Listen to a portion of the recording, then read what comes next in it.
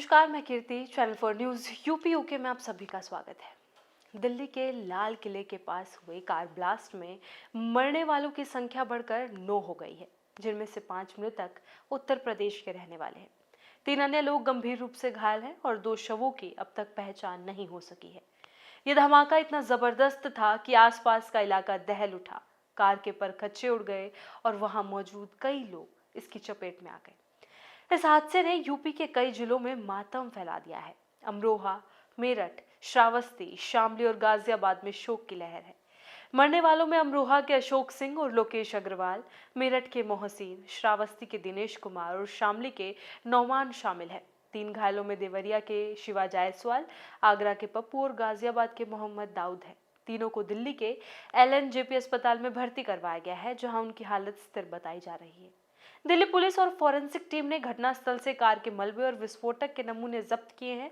जांच एजेंसियों को शक है कि ब्लास्ट में इस्तेमाल कार में दिल्ली के डॉक्टर उमर नबी सवार था, जो पहले से संदिग्ध माना जा रहा था। हालांकि मरने वाले सभी निर्दोष नागरिक थे, जो हादसे के वक्त भी मौके पर मौजूद थे। अमरोहा जिले के हसनपुर क्षेत्र के मंगरोला गांव में मातम पसरा हुआ है। 38 वर्षीय अशोक सिंह दिल्ली परिवहन निगम में पिछले 9 सालों से संविदा कर्मी के रूप में काम कर रहे थे। वो 3 साल से दिल्ली के जगतपुर में किराए के मकान में रहते थे। दिवाली की छुट्टियों में कुछ दिन पहले ही घर आए थे और परिवार से मिलकर लौटे थे। उनके परिवार में पत्नी सोनम, 3 साल का बेटा आरंभ और 2 बेटियां, आरोही 8 साल की और काव्या 5 साल की है। अशोक के साथ ही उनके दोस्त 45 वर्षीय लोकेश अग्रवाल की भी मौत हो गई है। लोकेश दिल्ली के सर गंगाराम अस्पताल में भर्ती अपनी समधन को देखने आए थे। शाम को उन्होंने अशोक को फोन कर मिलने बुलाया। दोनों लाल किले के पास कार में बैठे ही थे कि तेज धमाका हुआ और दोनों के शव बुरी तरह झुलस गए। आज सुबह जब अशोक और लोकेश के शव गांव पहुंचे तो परिजनों में कोहराम मच गया। महिलाएं बेसुध होकर रोने लगी। अशोक के परिवार ने सड़क पर शव रखकर प्रदर्शन किया और मुआवजे के साथ पत्नी को सरकारी नौकरी देने की मांग की। सूचना पर SDM पुष्कर नाथ चौधरी मौके पर पहुंचे और परिजनों को समझाकर अंतिम संस्कार के लिए राजी किया। श्रावस्ती जिले के गणेशपुर गांव के दिनेश कुमार दिल्ली की एक प्रिंटिंग प्रेस में काम करते थे। वो पिछले 10 से 12 सालों से वहीं पर रह रहे थे। उनकी पत्नी रीना देवी और 3 बच्चे, हिमांशु 8 साल, बिट्टा 7 साल और सुश्री 4 साल, अब बेसहारा हो गए हैं। मेरठ के लोहिया नगर थाना क्षेत्र के न्यू इस्लाम नगर गली नंबर 28 निवासी मोहसिन 32 वर्ष 2 साल से दिल्ली में रहकर ई रिक्शा चलाते थे।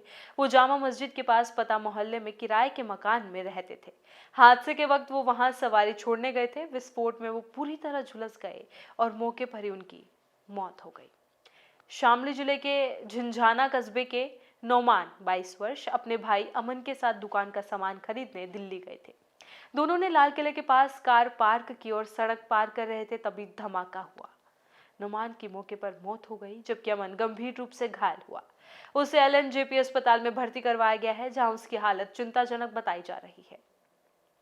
दिल्ली ब्लास्ट के बाद उत्तर प्रदेश सरकार ने राज्य भर में हाई अलर्ट जारी कर दिया है। मुख्यमंत्री योगी आदित्यनाथ ने पुलिस और प्रशासनिक अधिकारियों को निर्देश दिया है कि सभी संवेदनशील स्थानों पर सर्च ऑपरेशन चलाएं और किसी भी संदिग्ध व्यक्ति को बख्शा ना जाए। उन्होंने कहा कि दिल्ली में मारे गए यूपी के नागरिकों के परिजनों की हर संभव मदद की जाएगी। इसी तरह के अपडेट्स जानने के लिए बने रहे channel for news UP UK के साथ और वीडियो को लाइक, शेयर और चैनल को सब्सक्राइब करना बिल्कुल ना भूलें।